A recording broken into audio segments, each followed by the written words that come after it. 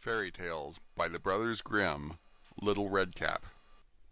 Once upon a time there was a dear little girl who was loved by everyone who looked at her, but most of all by her grandmother, and there was nothing that she would not have given to the child. Once she gave her a little cap of red velvet, which suited her so well that she would never wear anything else, so she was always called Little Red Cap.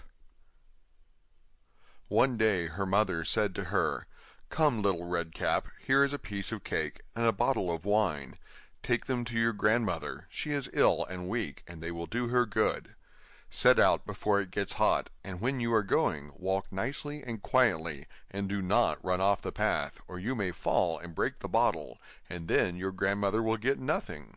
And when you go into her room, don't forget to say good morning, and don't peep into every corner before you do it." "I will take great care," said Little Red Cap to her mother, and gave her hand on it. The grandmother lived out in the wood, half a league from the village, and just as Little Red Cap entered the wood, a wolf met her.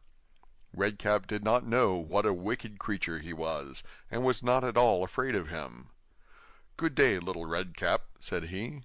"Thank you kindly, wolf." "Whither away so early, Little Red Cap?" "To my grandmother's." "What have you got in your apron?"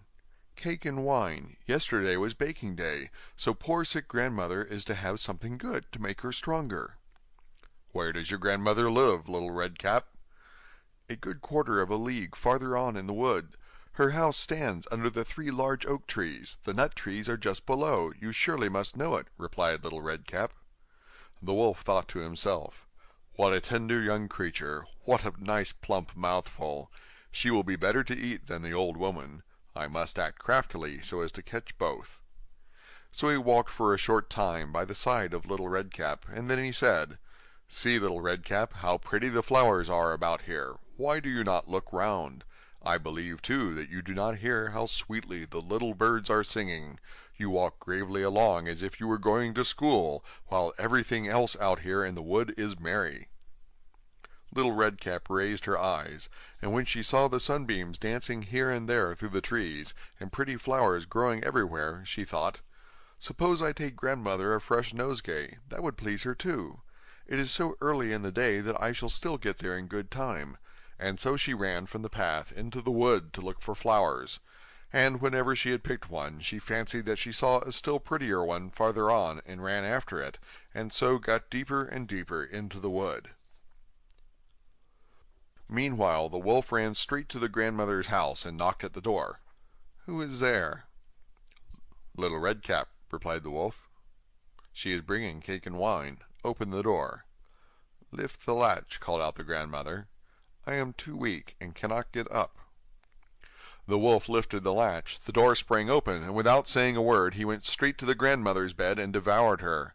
Then he put on her clothes, dressed himself in her cap, laid himself in bed, and drew the curtains.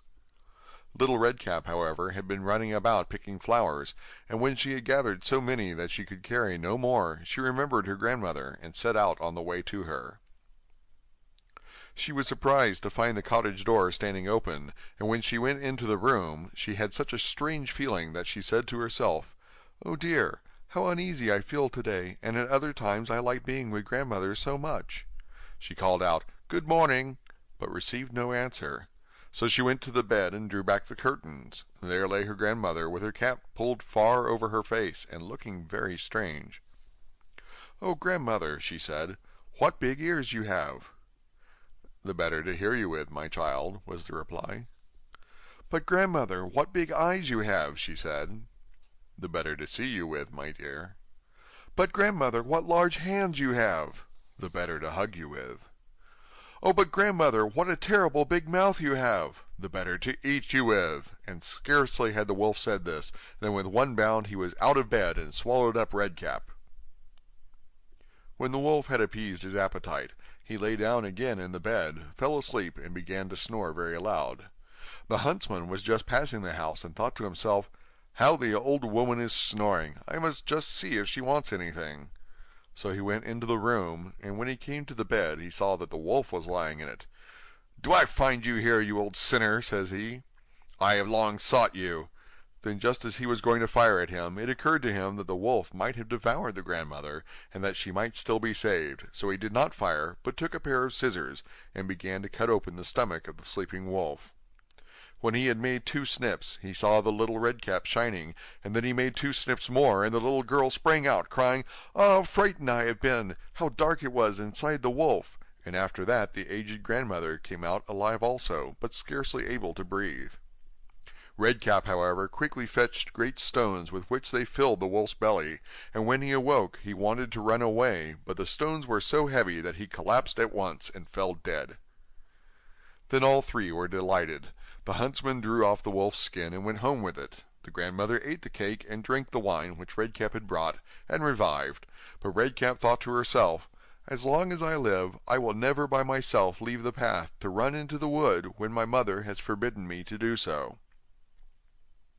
It also related that once, when Red Cap was again taking cakes to her old grandmother, another wolf spoke to her and tried to entice her from the path.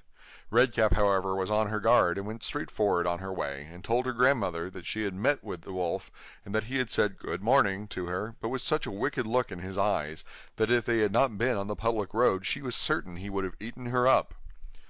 "Well," said the grandmother, "we will shut the door that he may not come in." Soon afterwards the wolf knocked and cried, "Open the door, grandmother, I am Little Red Cap and am bringing you some cakes." But they did not speak or open the door, so the greybeard stole twice or thrice round the house, and at last jumped on the roof, intending to wait until Red Cap went home in the evening, and then to steal after her and devour her in the darkness. But the grandmother saw what was in his thoughts. In front of the house was a great stone trough, so she said to the child, "Take the pail, Red Cap. I made some sausages yesterday, so carry the water in which I boiled them to the trough." Red Cap carried until the great trough was quite full. Then the smell of the sausages reached the wolf, and he sniffed and peeped down, and at last stretched out his neck so far that he could no longer keep his footing and began to slip, and slipped down from the roof straight into the great trough and was drowned. But Red Cap went joyously home, and no one ever did anything to harm her again. End of Little Red Cap.